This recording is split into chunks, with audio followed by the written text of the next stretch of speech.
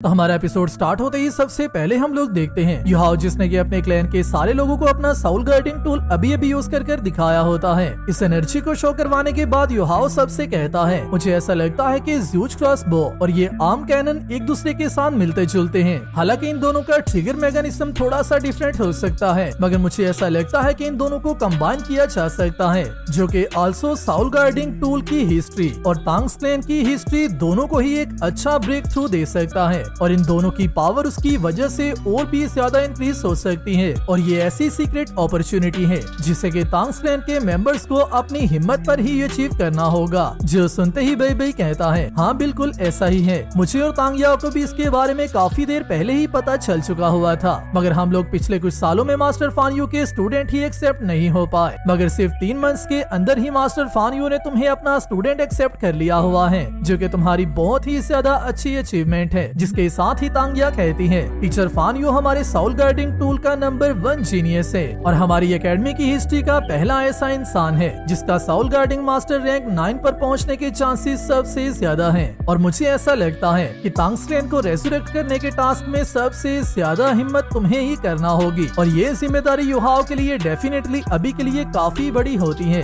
जिसकी वजह से ही युहाओ सीधा तांग्स क्लैन के स्टैचू के सामने आ जाता है और उसे देखते ही कहता है, तांग्स क्लैन को दोबारा से रेस करना मेरे लिए अभी काफी बड़ी रिस्पॉन्सिबिलिटी है और ये मेरे लिए काफी ज्यादा हैवी है, मगर मैं अपनी पूरी कोशिश लगा दूंगा और हर हाल में साउल गार्डिंग टूल्स को जितना हो सके उतना ज्यादा डीपली स्टडी करने की कोशिश करूंगा ताकि मैं साउल गार्डिंग सुपीरियर मास्टर बन सकूं। जिसके साथ ही युहाओ जैसे ही मास्टर फान यू के पास आता है तो मास्टर फान यू उससे कहते हैं, एक साउल गार्डिंग मास्टर बनने के लिए सबसे पहले तुम्हें जिस चीज की जरूरत होती है, सबसे पहले तो तुम्हें क्राफ्ट करना सीखना होगा, जो कि तुम्हारे लिए सबसे जरूरी है। जिसके साथ ही हमारा यहाँ पर टाइम लैब स्टार्ट होता है जो कि 5 मंथ्स का होने वाला है, जिसमें कि युहाओ सबसे पहले मटेरियल्स को क्राफ्ट करना सीखता है और उसी के साथ साथ अपनी मास्टर ज़ुओ की क्लासेस को भी कंटिन्यू रखता है। हालांकि स्टार्टिंग में युहाओ को मटेरियल्स को क्राफ्ट करने में काफी मुश्किल हो रही होती है, क्योंकि जितनी दफा भी युहाओ और को मेल्ट करता है तो और युहाओ के कंट्रोल से बाहर हो जाता है और उसी के साथ साथ Yuhao also soul guarding tools के आउटर मैकेनिज्म को भी समझ रहा होता है। युहाओ साउल गार्डिंग टूल के कोर्स को स्टडी कर रहा होता है और उन परफॉर्मेशंस को कार्व करना भी सीख रहा होता है,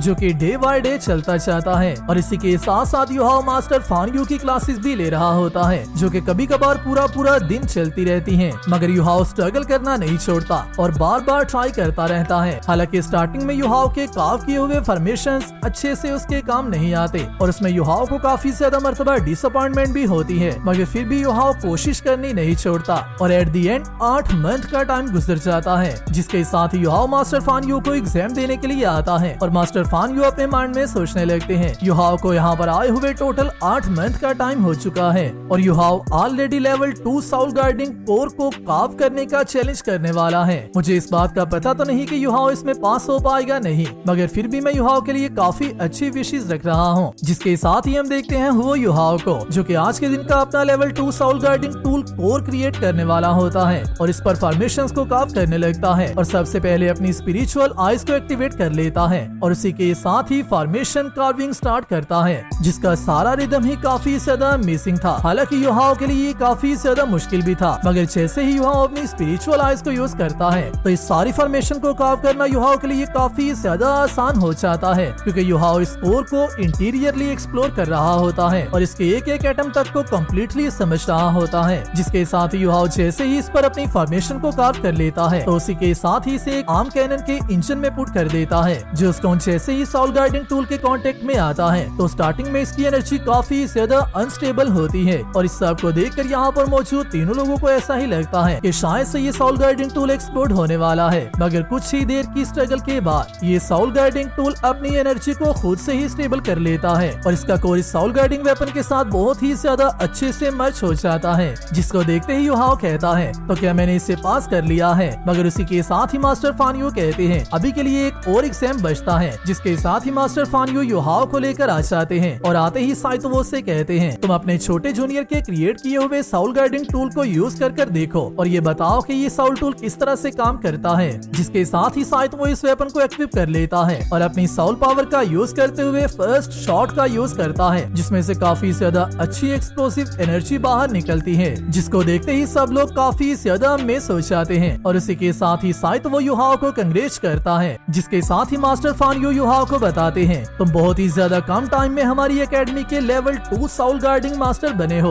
और तुमने शेक एकेडमी की हिस्ट्री को चेंज कर दिया है क्योंकि तुम ऐसे पहले इंसान हो जिसने कि ऐसा किया है। जिसके साथ ही मास्टर फान यू युहाओ और साइतो वो दोनों को लेकर आ जाते हैं और अपने ऑफिस में लाने के बाद इन दोनों से पूछते हैं तुम दोनों के अपने हॉलीडेज के प्लान क्या है। जिस पर साइतो वो तो मास्टर से कहता है मैं तो एक ऑर्फन हूँ जिसकी वजह से मैं कहीं भी नहीं जाने वाला, बल्कि मैं एकेडमी में रहते हुए ही प्रैक्टिस करने वाला हूँ और इसी के साथ साथ जूनियर ब्रदर भी काफी ज्यादा जल्दी डेवलप हो रहा है, जिसकी वजह से मुझे ऐसा लगता है कि मुझे भी और स्ट्रगल करना होगी वरना मैं युहाओ से पीछे रह जाऊंगा। जो सुनते मास्टर फान यू साइतो से कहते हैं तुम्हें भी अपने आप को अंडर एस्टिमेट करने की जरूरत नहीं है, हालांकि तुम्हारा जूनियर ब्रदर काफी ज्यादा टैलेंटेड है और इसका फॉर्मेशंस को कार्व करने का टैलेंट भी काफी ज्यादा मिसिंग है, मगर इसकी साउल एनर्जी अभी भी कम है, जिसकी वजह से ये हायर ग्रेड लेवल के कोर्स को कार्व नहीं कर सकता और उन पर फॉर्मेशंस को नहीं बना सकता। जिसके साथ ही मास्टर फान यू युहाओ को बताते हैं तुम्हें अभी के बाद अपना सारा ध्यान अपनी साउल एनर्जी को इंक्रीज करने में लगाना होगा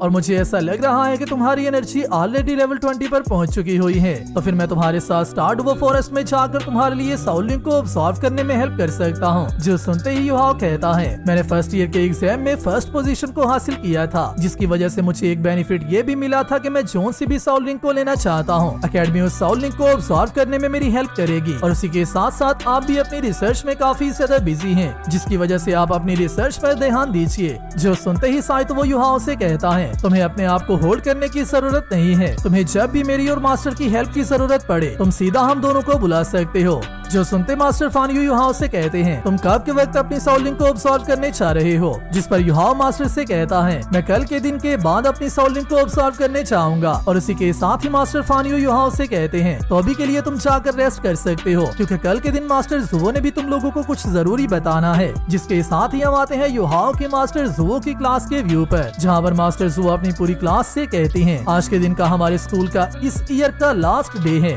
और इस साल तुम सब ने अपनी सबसे ज्यादा अच्छी कोशिश की है और मैं ये कह सकती हूँ कि तुम लोग वो बेस्ट क्लास हो जिससे कि अभी तक मैंने टीच किया है। जो सुनते सारे स्टूडेंट्स काफी ज्यादा मिस होते हैं, मगर उसी के साथ ही मास्टर्स वो कंटिन्यू करते हुए कहती हैं मगर शेक एकेडमी में अपनी स्टडी को कंटिन्यू करने के लिए तुम लोगों को सेकंड ईयर के स्टूडेंट्स की रिक्वायरमेंट्स को हर हाल में पूरा करना होगा, जो कि तुम्हारी आने वाले साल की स्टार्टिंग एग्जाम के रिजल्ट से पता चल जाएगा। जो सुनते ही सारे स्टूडेंट काफी ज्यादा परेशान हो जाते हैं, जिसके साथ ही मास्टर्स वो बताते हैं अगर तो तुम लोग नेक्स्ट ईयर भी शेक एकेडमी में स्टडी करना चाहते हो तो तुम लोगों का साउल पावर हर हाल में लेवल 20 होना चाहिए, जिसकी वजह से अगर तो तुम्हारे में से किसी का साउल पावर भी रैंक 20 से कम है तो तुम लोगों को अपनी छुट्टियों में जितनी हो सके उतनी ज्यादा हार्ड ट्रेनिंग करना होगी और हर हाल में इस गोल को अचीव करना होगा। और अगर तो किसी का साउल पावर लेवल 20 तक ना हुआ तो तुम लोग आने वाले साल क्लास में नहीं बैठ सकते और अगर तुम में से किसी ने भी नेक्स्ट ईयर को फेल किया या फिर तुम लोगों की वजह से मुझे शर्मिंदा होना पड़ा तो मैं तुम लोगों की हालत ही बुरी कर दूंगी।